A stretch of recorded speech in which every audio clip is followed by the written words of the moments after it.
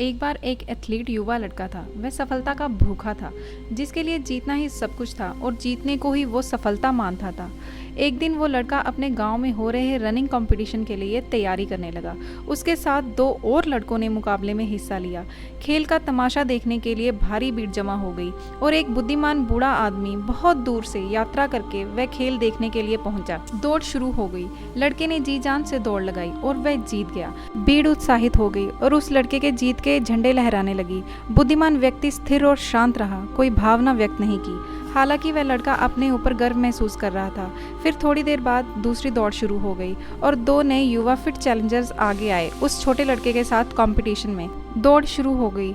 लड़का फिर से जीत गया। भीड़ फिर से खुश हो गई और उसका नाम जोर जोर से चिल्लाने लगी। बुद्धिमान व्यक्ति स्थिर और शांत रहा, फिर से कोई भावना व्यक्त नहीं की। एक और दौड़, एक और दौड़। वह लड़का अहंकार से जोर जोर से चिल्लाने लगा। इतने में वह बुद्धिमान बूढ़ा आगे बढ़ा और छोटे लड़के को दो नए चैलेंजर्स दिए। इस बार एक बुजुर्ग कमजोर महिला और एक अंधा आदमी सामने आया।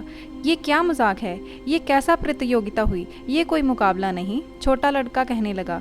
ये दौड़ है बेटे, उस बुद्धिमान व्यक्ति ने बोला। रेस शुरू हो गई। लड़का अकेला ही फिनिशिंग लाइन पर पहुंचा। अन्य दो चुनौती देने वाले स्टार्टिंग लाइन पर ही खड़े रह गए। छोटा लड़का बहुत खुश था। उसने जीत की खुशी में दोनों हाथ ऊपर उठाए और भीड़ की तरफ देखने लगा।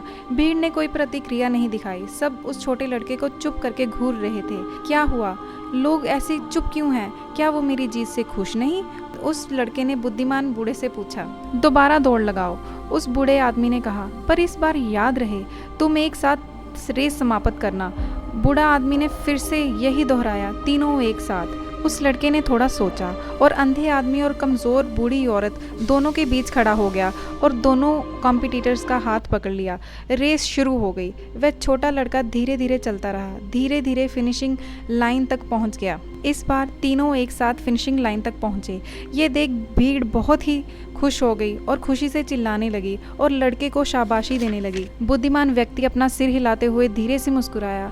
छोटा लड़का गर्व महसूस कर रहा था। मैं समझा नहीं, ये भीड़ किस चीज़ की खुशी मना रही थी? हम तीनों में से किसके लिए? उस छोटे लड़के ने उस बूढ़े आदमी से पूछा। उस बुद्धिमान व्यक्ति ने लड़के की आंखों में देखा और प्यार से उसके कंधे पर हाथ रखते हुए विनम्रता से जवाब दिया, प्यारे बेटे, किसी भी दौड़ की तुलना में आपने इस दौड़ में बहुत कुछ जीता है।